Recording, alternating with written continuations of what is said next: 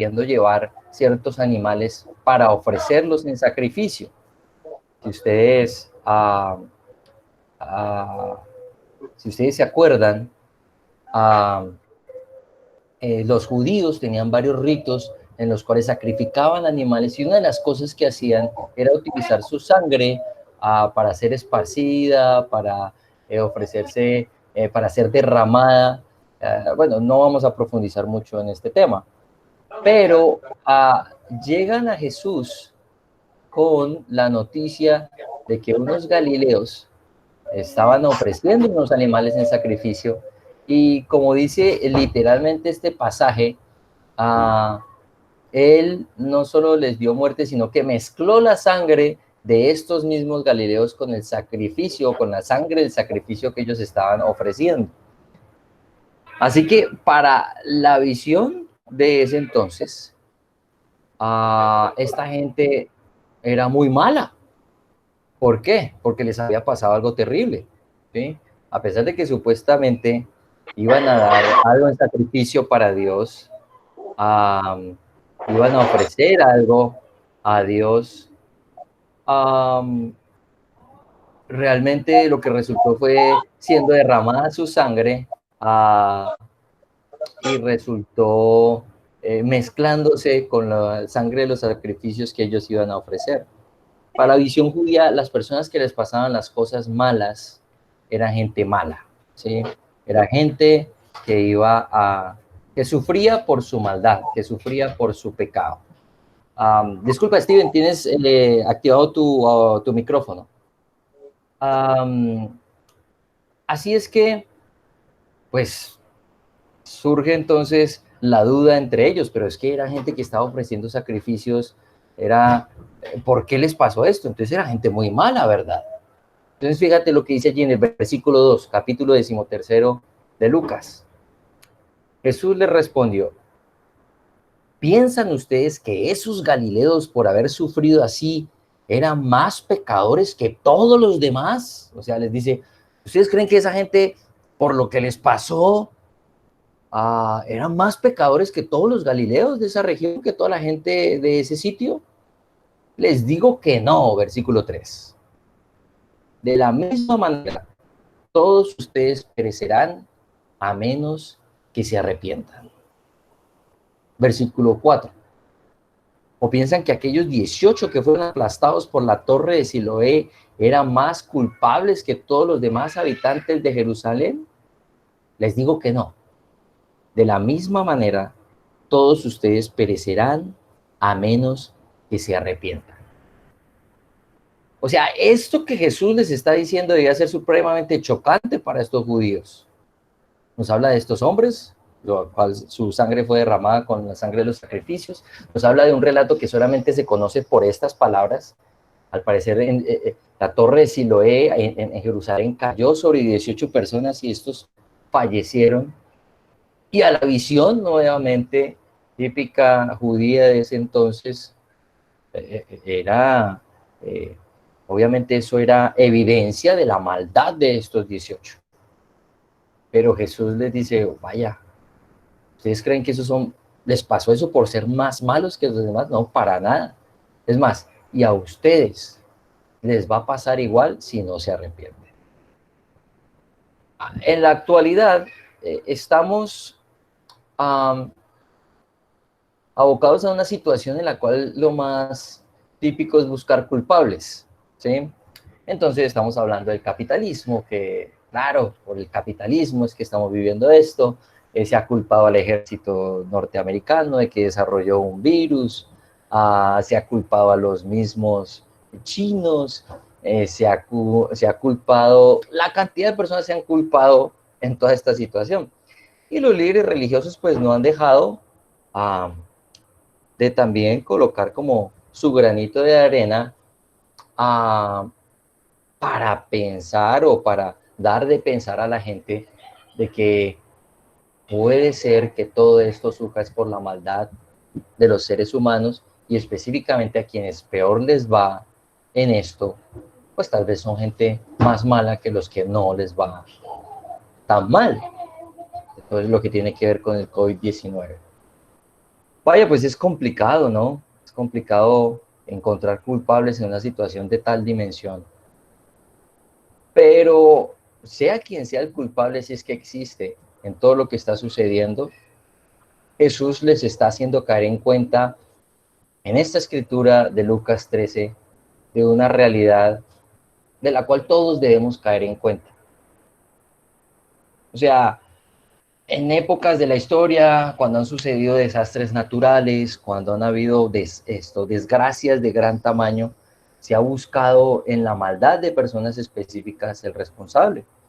Hace algunos años, por ejemplo, en el terremoto que hubo en Haití, se decía, claro, algunos llegaron a decirlo, claro, eso le sucedió a Haití porque es un país lleno de vudú, de brujería, y Dios los está castigando. Entonces, ¿qué podemos decir? Dentro de esos 300.000 personas que se calculan que murieron, ¿no habrían de pronto creyentes, gente que quería agradar a Dios? Entonces, también esos se merecían semejante castigo, que les cayera encima todo el peso de ese terremoto.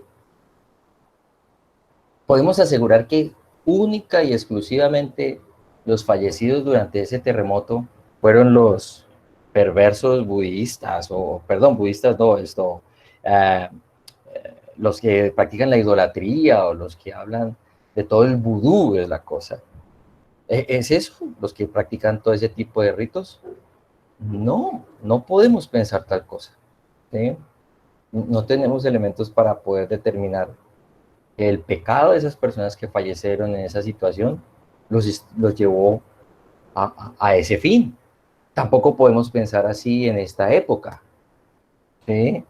Hay mucha gente que está falleciendo, gente buena, gente tal vez no tan buena, hay de todo. Pero establecer una conexión espiritual con lo que se está viviendo alrededor del mundo y toda la gente que está muriendo por esta enfermedad, creo que es algo arriesgado. Y mucho más con estas palabras de Jesús, ¿qué es lo que les está diciendo realmente? Miren, todos ustedes se merecen morir, todos, si no se arrepienten. O sea, esos que se murieron por Pilato, por las manos de Pilato, esos que se murieron por la caída de la torre de Siloé, todos ellos merecen morir. Claro, pero también ustedes, los que están todavía vivos y se creen muy buenos. Ese es un gran problema de la sociedad actual, el creernos buenos, ¿sí? El creer que somos dignos de obtener el buen visto por parte de Dios. Entonces, como a otro le va peor que a mí, yo digo, bueno, pues debe ser porque ese era malo y Dios lo castigó. ¿Será que sí? Como ustedes bien saben, si quieren en algún momento hacer alguna pregunta o comentario por el chat, lo pueden compartir. Me pueden decir yo o quiero preguntar algo o comentar, participar de alguna manera y podemos obviamente hacerlo. Así es, como comenta Steven Moyano, pues a veces nos creemos buenos, pero es a la vista de nosotros mismos. Esta gente de aquí en Lucas 13 se miraba y se comparaba con esas personas y dirían, bueno, pues claro, por su maldad les pasó. Y yo soy tan bueno y por eso no me pasa. Listo. Tenemos aquí alguien que quiere opinar. Nelson Bedoya. Sí, mi hermano, te escuchamos. Gracias, Río Lucho. También se puede ver que en el Nuevo Testamento la historia de los cristianos era una historia de persecución y de hambre y de cárceles, y creo que era perdón, era una de las razones quizás para que dijeran que Dios no estaba con ellos. El hecho de tantas cosas malas que les sucedían. Por ejemplo, el apóstol Pablo en 2 Corintios 11 narra de naufragios, narra de hambre, narra de que le faltó vestido, que le faltó alimento. Entonces, ese podría ser también un argumento para, en la época, no sé, los religiosos decían que Dios no estaba con estos hombres de fe, ¿no? Por el hecho de que le pasaban cosas malas. Exactamente. O sea, determinar la bondad o la aprobación de parte de Dios por este tipo de temas prácticos, pues es un terreno bastante peligroso. A veces podemos establecer conexión entre la maldad de alguien y las consecuencias de esa maldad. Claro que sí, es evidente. Ah, pero determinar en ciertos casos que necesariamente por la maldad de nosotros es que nos pasan cosas malas en esta tierra, no, no necesariamente es así. Pero más allá de eso, es negar una realidad y es que todos somos malos, ¿sí? Y yo en mi experiencia, no sé si la de alguno acá es completamente diferente, pero en mi experiencia eso es lo más difícil de hacer entender al mundo, ¿sí? Que somos malos. Exacto, como lo menciona José Parra, meramente pensando de la manera humana, pues nos autoaprobamos. ¿Y quién no va a salir autoaprobado si a sí mismo se mira? Y claro, todos somos entre comillas humildes, reconociendo, no, pues sí, yo hago una que otra embarradita, yo tengo uno que otro defecto, pero tanto como para que Dios me desapruebe. No, no, no, tampoco. Pues esa es una forma de autoaprobarse, ¿sí? Exacto. No he matado a nadie, yo he cometido pecadillos. Ah, pero entonces Jesús aquí les está mostrando lo vacío espiritualmente de su razonamiento. En Juan 8, ustedes conocen este pasaje, Juan 8 en el versículo primero, Evangelio de Juan en el versículo primero, miren ustedes lo que dice. Pero Jesús fue al monte de los olivos. Al amanecer se presentó de nuevo en el templo, toda la gente se le acercó y él se sentó a enseñarles. Los maestros de la ley y los fariseos llevaron entonces a una mujer sorprendida en adulterio y poniéndola en medio del grupo le dijeron a Jesús, Maestro, a esta mujer se le ha sorprendido en el acto mismo de adulterio. En la ley de Moisés nos ordenó apedrear a tales mujeres. ¿Tú qué dices? Con esta pregunta le estaban tendiendo una trampa para tener de qué acusarlo, pero Jesús se inclinó y con el dedo comenzó a escribir en el suelo. Es lo único que se sabe que Jesús escribió una vez y en el suelo. De resto, todos los escritos son de otras personas en la Biblia. Versículo 7. Y como ellos lo acosaban a preguntas, Jesús se incorporó y les dijo, aquel de ustedes que esté libre de pecado, que tire la primera piedra. E inclinándose de nuevo, siguió escribiendo en el suelo. Tal vez estaba haciendo la cuenta de cuántos podían apedrearla y dio 0. Versículo 9. Al oír esto, se fueron retirando unos tras otros, comenzando por los más viejos, hasta dejar a Jesús solo con la mujer, que aún seguía allí. Entonces él se incorporó y le preguntó, mujer, ¿dónde están? ¿Ya nadie te condena? Nadie, Señor. Tampoco yo te condeno. Ahora vete y no vuelvas a pecar.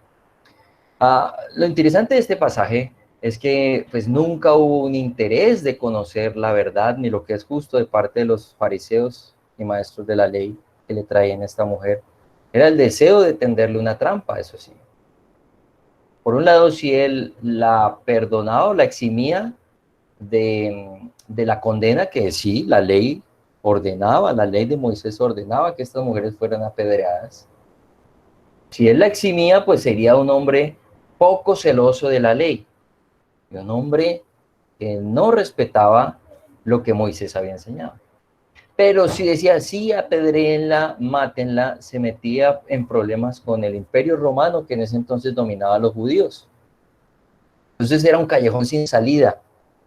Pero Jesús, tan hábil como siempre, sabe meterlos a ellos en otro callejón sin salida para él salirse del que lo querían meter. Les dice aquí, claro, ella es pecadora. Listo, el que esté libre de pecado, que lance la primera piedra. Y todos les tocó irse. Siempre es más, es interesante, es muy, los primeros en irse fueron los más viejos. Tal vez ellos les quedaba más fácil reconocer su maldad. Ellos les quedaba más fácil ver todo lo que habían hecho durante su vida y decir, uff, sí, la verdad, yo no tengo cómo pegarle una pedra a esta mujer. Y cuando esta mujer se incorpora y le dice, mira, no, nadie me ha condenado, yo tampoco te condeno, vete y no vuelvas a pecar. O sea, él nunca le está diciendo a esto, no le está diciendo, no, tranquila, tú no pecaste, eso fue un error, todo el mundo comete errores. No, le digo, no vuelvas a hacerlo, te mereces que te maten, pero yo te perdono, no vuelvas a pecar. O sea, algo bien interesante. No es tanto que los viejos han pecado más o han pecado durante más años, tal vez es lo que quieres decir allí, Jessica. Claro, pero tal vez la madurez le da a uno también mayor conciencia de su maldad. Y no era que los que fueran más viejos eran más pecadores.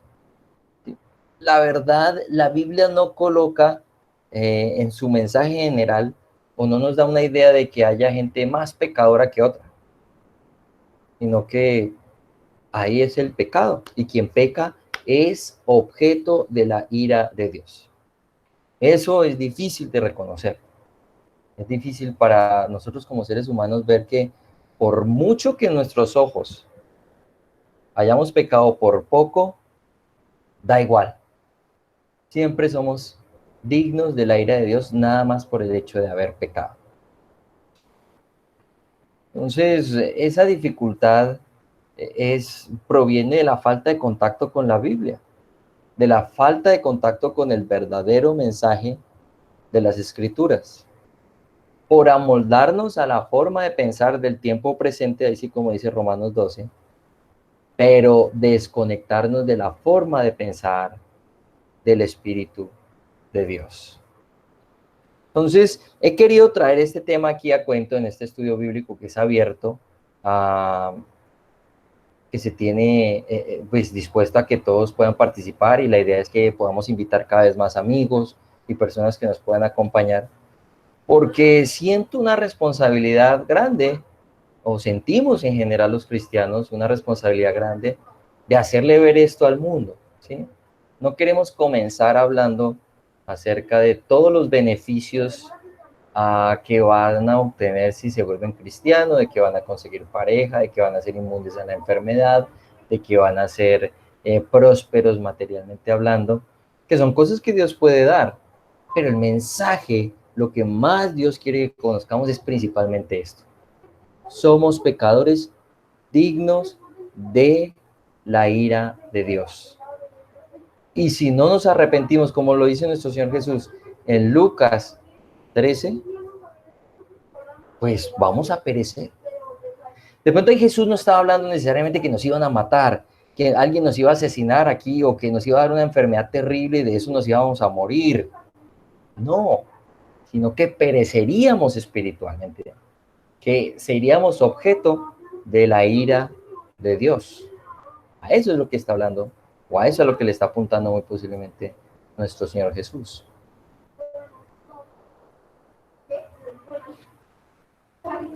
Así es que, ¿qué hacer? En primer lugar, mirar si estamos convencidos de esto, ¿sí? Conectando con la parábola del sembrador de Mateo 13, si somos buena tierra para este mensaje y si queremos estar en el reino de Dios, pues debemos en primer lugar reconocer que estamos fuera del reino de Dios. Entonces, eso es una de las cosas que en primer lugar tiene un cristiano que reconocer. Mira, yo no hago parte del reino de Dios, por mi pecado estoy fuera de él. Entonces el mensaje comienza a dar fruto con alguien que de entrada tiene eso claro. Mira, yo estoy fuera del reino de Dios.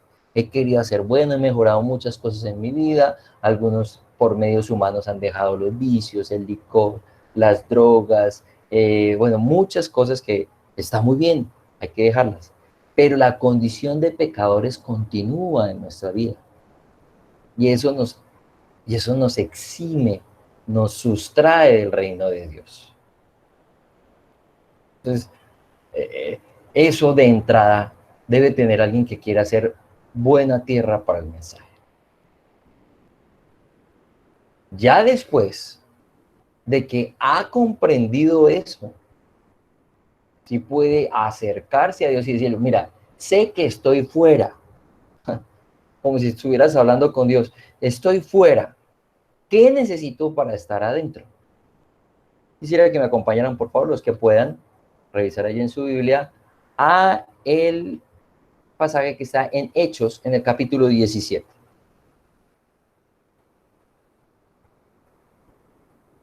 Hechos capítulo 17 nos está relatando los viajes misioneros de Pablo.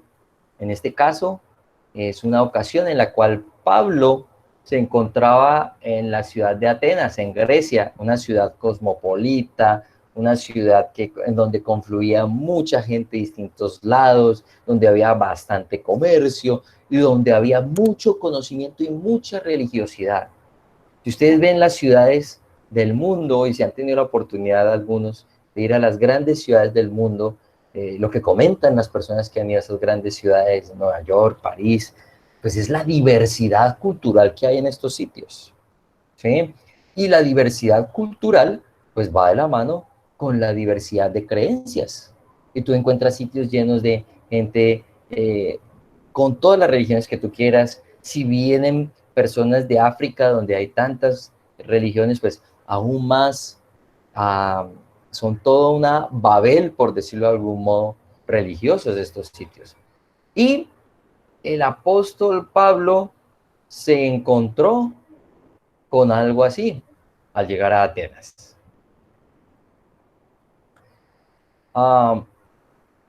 Así es que en el versículo 22 de Hechos 17, miren lo que dice. Pablo se puso en medio del Areópago y tomó la palabra. El Areópago era un sitio con una especie de por decirlo de algún modo, de concha acústica, ¿sí? En la cual se dialogaba acerca de la filosofía, de las últimas novedades, como que llegaban las últimas noticias y se compartían nuevas formas de pensar, nuevas creencias. Y Pablo se coloca allí en el Areópago y dice, ciudadanos atenienses, observo que ustedes son sumamente religiosos en todo lo que hacen. Al pasar y fijarme en sus lugares sagrados, encontré incluso un altar con esta inscripción: a un Dios desconocido. Pues bien, eso que ustedes adoran como algo desconocido es lo que yo les anuncio. Unos versículos antes, en el versículo 16, se relata cómo Pablo, al recorrer Atenas, le dolió en el alma, dice, que la ciudad estaba llena de ídolos. ¿Mm? O sea, ¿qué son los ídolos? Son representaciones de distintos dioses a los cuales las personas les rinden culto. Entonces él llegó allá, imagínate, tal sería todo lo que había viajado Pablo y tal sería el nivel de idolatría, de culto a distintos dioses que había en Atenas que Pablo eso lo acongojó profundamente. Y tuvo esta ocasión para decírselo, miren, ustedes son gente muy religiosa. Bueno, de aquí ya podemos comenzar a sacar muchas cosas, muchas conclusiones. En primer lugar, la religiosidad no necesariamente es algo bueno, ¿sí? Él les dice, mire, ustedes son gente muy religiosa, pero no lo dice como un halago, profundamente lo está diciendo como el que lamenta que eso sea así. Ahora, por otro lado, esa religiosidad no está acercando a la gente a Dios. Y con todo respeto, no sé, aquí pueden haber distintas personas que tienen pertenecen a distintas comunidades, tienen de pronto ideas relativamente diferentes acerca de lo que es el cristianismo, uh, pero desafortunadamente el cristianismo se ha convertido en algo, en un cúmulo de religiosidad, en donde nuestras diferencias están muy dadas más por ciertos aspectos prácticos o ciertas cosas um, que, que van desarrollando cada iglesia, cada práctica la van convirtiendo, así como decía el profeta Isaías, sus mandamientos son enseñanzas de hombres. Y eso es lo que se está basando para que cada congregación se divida, a cada congregación monte algo aparte, para que seamos un cúmulo de congregaciones a veces donde no podemos conectar unas con otras, donde tenemos una adoración y unas creencias muy, muy apartes. Y con todo respeto nuevamente, pero en mi personal parecer, pues esto se está pareciendo un poco a Atenas, en donde estamos desprendiéndonos de la unidad en torno a lo que Dios enseña y estamos andando alrededor de muchos ídolos que tal vez estamos construyendo, el ídolo de nuestra iglesia, el ídolo de nuestro pastor, el ídolo de nuestra organización como iglesia, y eso a la larga está alejándonos de Dios y más convirtiéndonos en personas que le rinden culto a, a estas cosas creadas por nosotros, por decirlo de algún modo, los ídolos que hemos creado. Entonces, sí, esta religiosidad actual está siendo a prueba. Esto que trajo esta pandemia está sacudiendo la religiosidad imperante en el cristianismo y pues nos está poniendo a prueba, bueno, ¿cuál es tu convicción? ¿Sí? ¿Qué es lo que tú crees? Así es que eh, por eso este estudio he querido enfocarlo a lo básico, ¿sí? Por el momento. Tal vez más adelante, sí, como lo dice Ricardo, sí, a veces sin darnos cuenta, pero este es el momento de cuestionar todo esto. Sí, nos damos cuenta, darnos cuenta en este momento de que tal vez nuestra religiosidad está enfocada es en eso, en lo humano y en lo que no en lo que Dios quiere. Y este es un momento muy propicio por ser la Semana Santa, tal vez, o por la pandemia y la cuarentena, para que reflexionemos. Es un alto en el camino que Dios nos permite tener, uh, para que volvamos a lo básico. ¿Sí? Muchas cosas tal vez no nos vamos a poner de acuerdo entre los cristianos, ¿sí? Pero debe haber algo básico en lo cual debemos ponernos de acuerdo todos, y es en que lo más importante es la salvación. De que lo que debemos buscar en primer lugar, por encima de todos los plus, de todos los valores agregados que puedan haber en el cristianismo, es la salvación. Pero si tú no estás convencido de que estás perdido, pues ¿qué salvación vas a buscar? Y a veces los cristianos somos como diplomáticos y a la gente queremos llevarla por la buena y está bien. ¿Sí? No, la idea no es hacer sentir a nadie mal, ni creernos superiores en nada a nadie.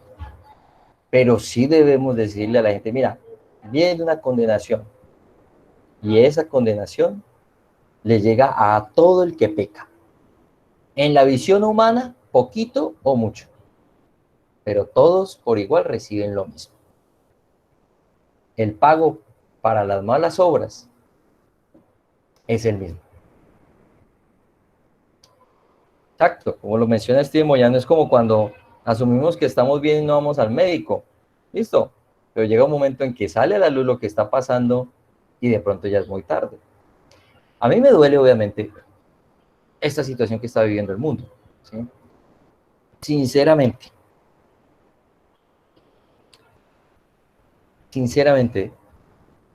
para mí ha sido muy bueno esto que estamos viviendo. Ha sido un alto en el camino. He podido reflexionar muchas cosas acerca de mi relación con Dios, de mi relación con mi esposa, con mis hijos. muchas cosas, ¿sí? Pero también lamento todo el dolor, todo lo que se está presentando en este momento alrededor del mundo, la gente que está muriendo, las familias que están sufriendo. Claro, eso lo lamento. Ya hay varios hermanos enfermos de coronavirus de nuestra comunidad de iglesias. Pero lo que más me duele es toda la gente que se va de este mundo sin haber entendido el mensaje de salvación. Más duele eso. Entonces urge decirle a la gente que se necesita el arrepentimiento. Y esta gente aquí en Atenas tenía un poco de religiosidad que lo que hacía era apartarlos de la verdad. Entonces, fíjense ustedes aquí lo que sigue diciendo Pablo, para terminar lo que quería hoy compartir con ustedes. Dice aquí, cuando les dice que el Dios desconocido, porque tenían un altar comodín, ¿sí? Un altar comodín, o sea, si el Dios que nos faltó por tener, pues ahí lo metemos, a un Dios desconocido. Entonces, él les dice, bueno, de eso les voy a hablar yo. Versículo 24. El Dios que hizo el mundo y todo lo que hay en él es Señor del cielo y de la tierra. No vive en templos construidos por los hombres, ni se deja servir por manos humanas, como si necesitara de algo. Por el contrario, Él es quien da a todos la vida, el aliento y todas las cosas. De un solo hombre hizo todas las naciones para que habitaran toda la tierra y determinó los periodos de su historia y las fronteras de sus territorios. Esto lo hizo Dios para que todos lo busquen y aunque sea a tientas, lo encuentren. En verdad, Él no está lejos de ninguno de nosotros, puesto que en Él vivimos, nos movemos y existimos. Como algunos de sus propios poetas, griegos han dicho, de Él somos descendientes. Por tanto, siendo descendientes de Dios, no debemos pensar que la divinidad sea como el oro, la plata o la piedra, escultura hecha como resultado del ingenio y de la destreza del ser humano. Pues bien, Dios pasó por alto aquellos tiempos de tal ignorancia, pero ahora manda a todos en todas partes que se arrepientan. Él ha fijado un día en que juzgará al mundo con justicia por medio del hombre que ha designado. De ello ha dado pruebas a todos al levantarlo entre los muertos. Bastante se puede hablar en este pasaje, pero en primer lugar, Pablo les tumba toda su religiosidad. Mire, Dios no vive en ningún templo. Dios no necesita que hagan nada por él. La religiosidad de ese entonces en Atenas implicaba que la gente llevara sacrificios y llevara alimentos supuestamente para que se los comieran sus dioses. Implicaba tenerles templos donde supuestamente habitaban estos dioses. Y Pablo les dice, miren, eso no, el Dios verdadero no vive allí. Es más, creó todo lo que existe. O sea, creó la tierra en la cual tú haces tu altar y pones tu ídolo. O sea, el Dios de que yo te hablo es superior al tuyo. Él no fue hecho por el ingenio humano. ¿Sí? Y podemos pensar que muchas de las estructuras de las iglesias e ideas que hay en nuestras iglesias cristianas, pues son obra del ingenio humano. A veces buenas ideas que pueden funcionar durante un tiempo. Y de eso les adelanto, hablaré un poco el próximo domingo en el servicio que tendremos con el favor de Dios. Pero eso no es lo grandioso del cristianismo, no son las ideas, las estructuras hechas por los hombres. No, lo grande del cristianismo es de lo que está hablando aquí Pablo. El Dios que hizo todo lo que existe, nos creó, nos dio el momento de nuestra historia y las fronteras de los territorios para que lo busquemos. Mira, en este versículo le está dando el sentido de la vida a toda persona. Le está diciendo, mira, ¿cuál es el sentido de tu vida? ¿Cuál es el único verdadero propósito en tu vida? Buscar a Dios. El verdadero propósito en tu vida no es tener un gran trabajo, no es graduarte, no es que el COVID-19 no te coja, no es viajar lo que más puedas por todo el mundo, no, es buscar a Dios. ¿Por qué? Como lo dice el pasaje, porque viene un juicio. Y ese juicio va a ser hecho, va a haber prácticamente una sola ley. ¿Quién? Jesús. Vamos a ser juzgados por Él, por intermedio de Él, todos. Vamos a ser juzgados por intermedio de Cristo. Él va a ser la única instrumento que va a utilizar Dios para juzgarnos. Y tan importante es Jesús, que como lo menciona allí Pablo, lo levantó de entre los muertos para dar muestra de la dignidad que tenía, para ser Él el instrumento para ser nosotros juzgados. Entonces, urge anunciar esto a todo el mundo, que Jesús es la salvación. No es la vacuna que se inventen dentro de 1 o 2 años para el COVID, que para ese entonces, ¿cuánta gente habrá muerto?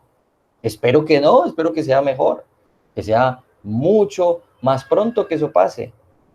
Pero lo que necesitamos anunciar es que si estamos fuera del reino de Dios por nuestro pecado, para estar en el reino, tenemos es que voltear nuestra mirada a Cristo.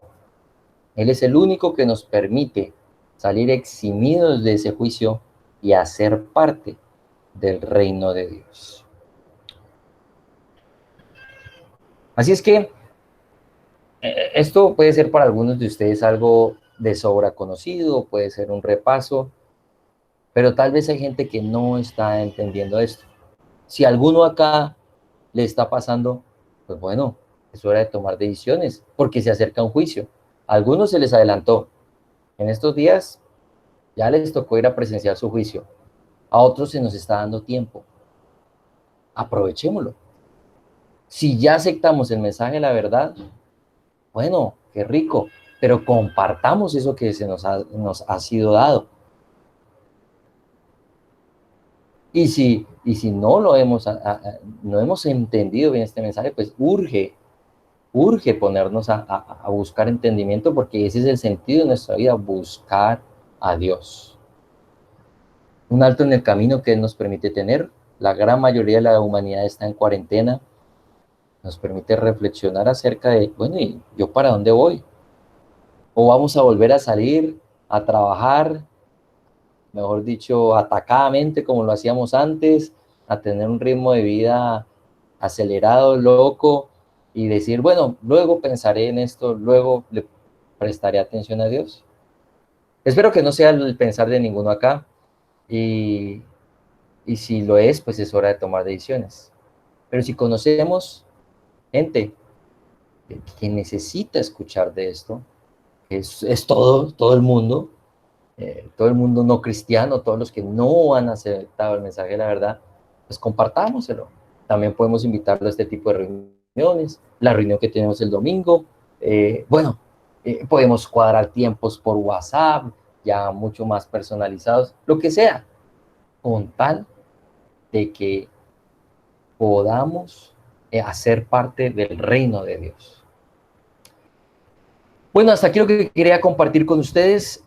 Si no hay comentarios, preguntas o algo más que compartir, pues podríamos dar, creo yo, por terminada esta sesión, por decirlo de algún modo. Yo les agradezco mucho todos los mensajes que han enviado por mensaje de texto acá en el chat. No todos los puedo a veces como captar, hago lo mejor posible. Igual pues si con ustedes tenemos contacto, también a través de WhatsApp, me pueden hacer sus comentarios acerca de qué tanto está funcionando esta reunión, qué pueden sugerir, preguntas que podemos hacer también y que se pueden resolver en la próxima ocasión que nos veamos. Así es que estamos abiertos para seguir edificando este tiempo. Bueno, Steven Moyano quiere mencionar algo y Ricardo García. Pues primero que todo, muchas gracias, Lucho, por el mensaje. Qué mensaje tan acorde, porque para estos tiempos que hay que reflexionar, todo se dio, ¿no? Tiempo y ahora Semana Santa, todo se dio. Pero bueno, no, excelente mensaje. ¿Por qué? Muchas veces gastamos mucho tiempo pensando en, bueno, ¿y cuál es mi propósito de vida? Si Dios me tiene aquí, me tienes para algo. y entonces nos vamos buscando, rebuscando por ahí, bueno, cuál será el propósito de vida. Y es muy clara la escritura, ¿sí? De que Dios antes estipuló todo, todo fue creado para que nosotros, así sea a tienta, lo busquemos. Entonces me llamó mucho la atención esto, de que muchas veces no valoramos lo que Dios puso a nuestro alrededor para buscar a Dios, sino que nos perdemos en ello, ¿sí? Como que lo que Dios nos ha dado, pues quiero más, más, más, más, más, y me voy detrás de más, más, más, y no caemos en cuenta de que si está es porque Dios lo puso ahí y es para, pues, con el fin de que lo valoremos a Él y lo encontremos, que es el fin de, pues aquí en el plano material, pues en esta vida, pues tiene un límite, pero Dios sí nos está dando es algo muy importante, que es la vida eterna y es por medio de nuestro Señor Jesús. Entonces rescato mucho esta parte que me llamó mucho la atención. Gracias por el mensaje, Lucho. Gracias, Steven. Gracias, mi hermano. Ricardo, ¿qué nos quieres comentar?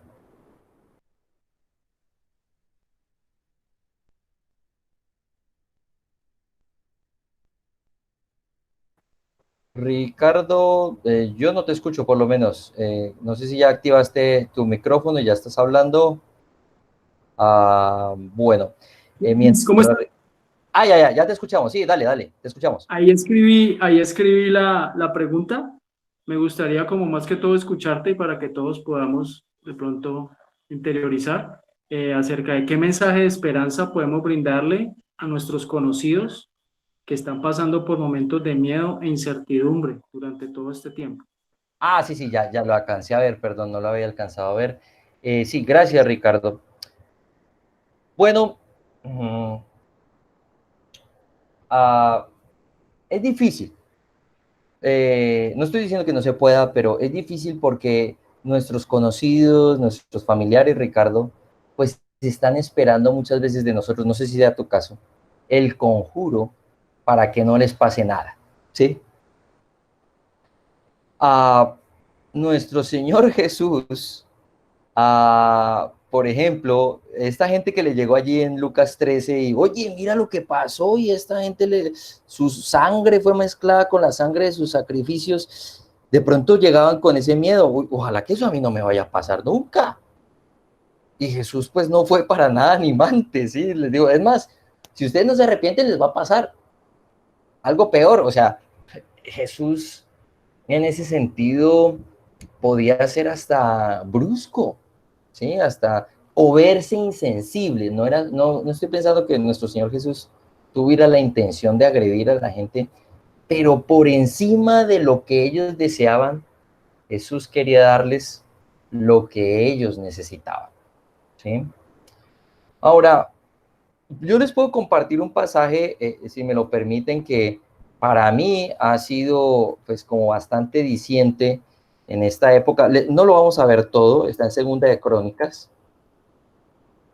en el capítulo 24, si mal no estoy, permítanme, lo estoy buscando. Segunda de Crónicas, perdón, es Segunda de Samuel, es la cosa. Permítanme. Samuel, 24, vamos, sí, exacto. A David se le ocurrió la fabulosa idea de hacer un censo sin consultar a Dios. De pronto hubo en el corazón de David bastante arrogancia de querer saber cuán grande podía ser su poderío militar, y él es expuesto por tal censo a la ira de Dios, al castigo de Dios, y le dan a escoger entre tres tipos de castigos. Por ser él el líder del país, la cabeza del país, Dios hace recaer de alguna forma la culpa sobre todo el pueblo. Entonces dice en 2 de Samuel 24, en el versículo 13, llega el profeta Gad y va a hablar con el rey David, y dice, versículo 13 del capítulo 24 de 2 de Samuel, dice, entonces Gad fue a ver a David y le preguntó, ¿qué prefieres que venga? ¿Qué prefieres? ¿Que vengan 3 años de hambre en el país? ¿O que tus enemigos te persigan durante 3 meses? ¿O que tengas que huir de ellos? ¿Y que tengas que huir de ellos? ¿O que el país sufra 3 días de peste. Piénsalo bien y dime qué debo responder al que me ha enviado.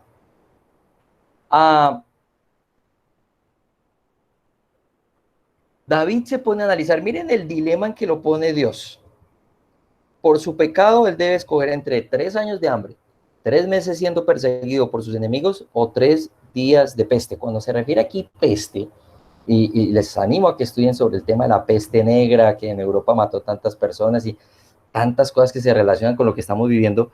La peste se está hablando realmente de enfermedad, de una epidemia que va a acabar con parte del pueblo. Si ustedes siguen leyendo allí, el razonamiento de David es muy interesante. Por ejemplo, ¿qué tal 3 meses siendo perseguido por los enemigos? Entonces, David piensa, no, ¿yo qué voy a escoger eso? Prefiero la peste, ¿sí? Porque el Señor es muy, muy misericordioso, que caer en manos de los hombres. Bueno, esto se puede reflexionar muchas cosas, pero en este momento estamos en manos de Dios. Siempre lo hemos estado, pero aún más es evidente. Si nos da el virus y nos morimos es porque ahí sí, cuestión de Dios, ¿sí? Pero Él es misericordioso. Pues si tenemos miedo, pidámosle a Dios que su misericordia, como lo dice aquí David en 2 Samuel 24, es grandísima. De Él depende realmente, no el sistema de salud ni de los médicos, es de Él. ¿Quién se va y quién no? ¿Sí? Pues pidámosle a Dios, mira Dios, yo no quiero morirme, ¿sí? Protégeme, ¿sí? Oren por eso, claro está. Pero a quien de verdad debías tenerle miedo, o a lo que de verdad debías tenerle miedo, no es a la muerte física acá, sino a la muerte espiritual. Entonces, por un lado sería bueno animar, decir, mira, Dios es misericordioso, órale, ¿sí? Órale a Él, Él escucha, Él atiende las necesidades de la gente. Pero por otro lado, mira, eso no es lo más importante. Lo más importante es tu salvación. ¿Sí? Pues eso es lo que yo, qué pena un poco extensa la respuesta, es lo que podría compartirte, Ricardo, tratando de encontrar un equilibrio entre, pues, ser sensible con las necesidades de la gente, pero también llevarlos al mensaje de la verdad, que es lo que cuenta. No es calmar simplemente la incertidumbre de la gente actualmente, sino llevarlos a Dios. Bueno, pues yo les agradezco muchísimo, creo que es hora de terminar, si ustedes me permiten, gracias a ti, Ricardo, y a todos ustedes, muchas gracias por su tiempo, por su disposición. Yo quisiera dirigirlos en una oración. Por último, no sé si puedo hacerles una propuesta. Y ahorita que Carolina lo mencionaba, que creía que era a las 7 de la noche, ¿les parecería bien que la próxima vez nos reunamos de 7 en adelante o está bien este horario? Si quieren pueden comentarme por acá, o si no, pues me pueden mandar mensajes